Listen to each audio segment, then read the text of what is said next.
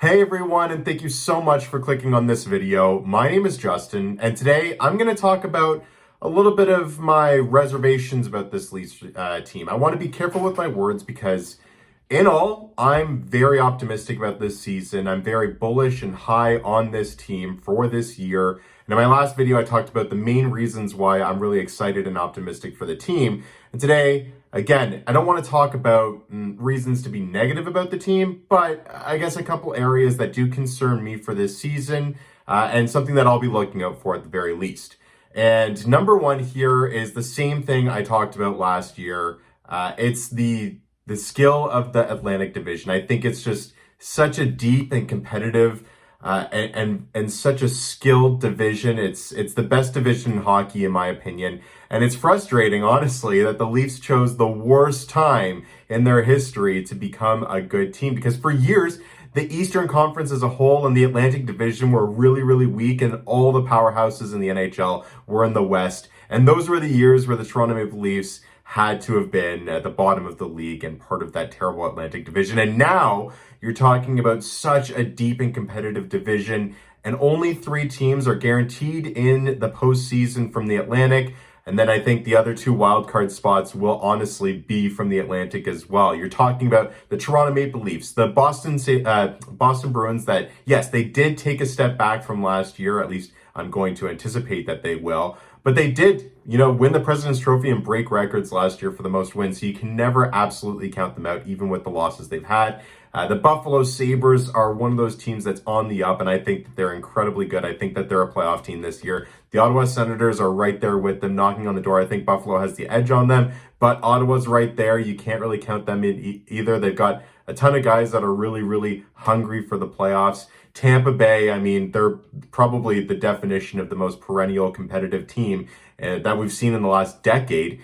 The Florida Panthers went to the Stanley Cup final last year. I mean, right there, that's 5 teams that you can make a very, very good argument that none of them will miss the playoffs next year. But there's only so many spots that can be shared, not to mention the Metro Division could take a wild card spot if one of those teams overexceeds as well. So I don't think it's going to be a concern where the Leafs are going to miss the playoffs. I really don't see that happening. In fact, I think the Leafs are going to compete for first place in the Atlantic, if not first place in the entire NHL. But it's just one of those things where of all the years that the team looks so good, they're in a division that's just so tough. So many teams that are going to be competing for first place in the division, second place in the division. It could be another year where the Toronto Maple Leafs have a fantastic regular season and don't even get home ice in the playoffs. So we'll have to see how that plays out. We'll have to see who gets in. It's actually going to be really interesting to see the playoff race this year. Fortunately, the Leafs have a track record of playing really well against good teams and not so well against bad teams. So the more better teams that they're in their division, hopefully the more positive results that come out of it, strangely enough. So, but nonetheless, it's going to be very, very difficult this year. I'm excited to see what order we come in, and hopefully the Toronto Maple Leafs can finish at the top of the Atlantic, no matter how strong it is. The second one here, it's their goaltending, and I'm not coming in from the perspective that I don't think it's good enough. In fact, I was banging home the argument last year that I think that they were going to be a better goaltending duo last year than the year previous.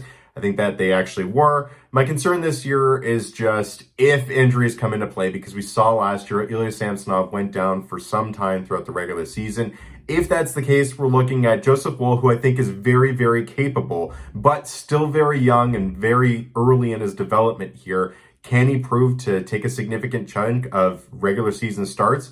We don't know yet. And if Samsonov goes down, he's going to be put in that position. And the backup at that point, considering that Matt Murray is now deemed to be on long-term injured reserve for this season, is Martin Jones. Now, that's a player that has some veteran experience, has been around the league, has had some good seasons. Is just not that goalie anymore. He's a sub 900 goaltender and really should be a third string goalie. But again, if either Samsonov or Woll go down, he's thrust into a top 2 position, which I just don't think he is at this point in his career. So it's not so much, if everybody's healthy, I really don't have any concerns about our goaltending. I'm probably in a minority there. I really think that our goaltenders are good enough to get the job done, especially after seeing what happened with the Vegas Golden Knights last year and who they were able to win a cup with. I have no concerns with who's in the net. It's more so, can they stay healthy, and what does it look like if they aren't? So it's just something to, again, have to monitor and watch a little bit, but hopefully we don't get to that this year. And the last thing, because I really don't have a long list of negatives, but something that stood out to me is, the physicality of the Toronto Maple Leafs. The storyline coming into this year is that they added so much grit with the likes of Max Domi and Tyler Bertuzzi, Ryan Reeves, even John Klingberg, who isn't given a lot of credit with it. He's not afraid to drop the gloves or lay a big hit. And then you've obviously got some players already in the roster that are fully capable and ready to be physical players as well. What my concern is that this isn't the first time we've tried to make this adjustment. And we've had players that have come in the past, particularly after the trade deadline last year, where we acquired Ryan O'Reilly, Noel Acciari, Luke Shen, like guys that are not afraid to get physical, get into fights, really get under players' skin. And we still didn't see that much of a shift in the playoffs. In fact, there were a number of times last year that I really expected one of those players, just in their nature, stepping up and really getting into it, especially in the playoffs where, Ratko Gudas lays late hit on David Kampf. I'm pretty sure that's what it was. Like way after the whistle, no repercussion at all. Or Steven Stamkos bullying Austin Matthews, taking him off the ice, no repercussion at all. Matthew Nye is being thrown down to the ice and getting concussed on multiple dirty plays by Sam Bennett, and no repercussions. And I can't see that as being Luke Shen, Noel Acciari, Ryan O'Reilly not wanting to step in and stand up for their teammates.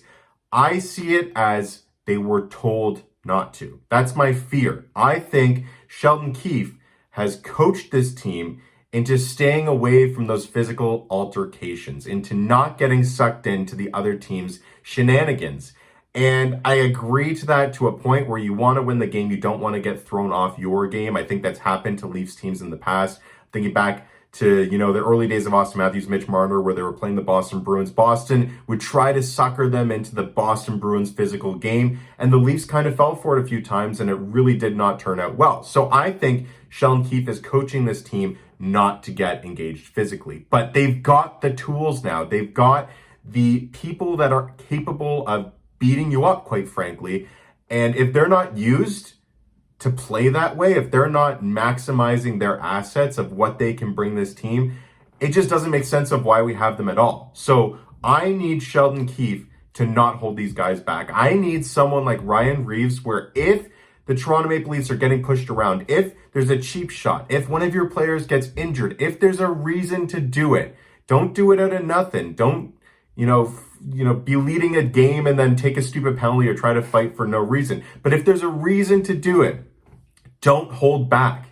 And I think that this team has in the past. Again, we've had Kyle Clifford, we've had Wayne Simmons, and neither of those guys have really been able to, from what we've seen, do what they do best, in my opinion.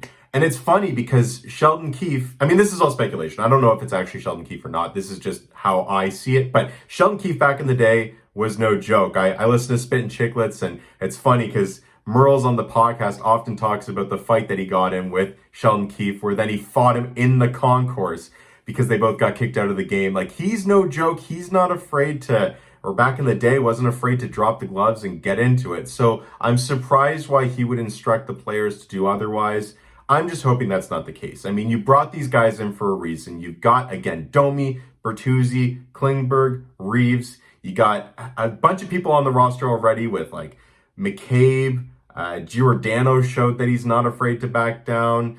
Lots of guys that can play that physical game. We need to let them do so within reason, but let them do so and not let this team get pushed around. So as long as they don't have that leash on them, as long as they can do what they want to do and use their emotions the right way, that's something I'm looking for. It's just a small concern of mine that this team, wants to get more physical under Brad Treliving, but the coaching staff prevents them from doing just that. And then they're caught in this no man land where, again, these guys kind of lose the biggest asset that they can bring this team. So really hoping for the best for that.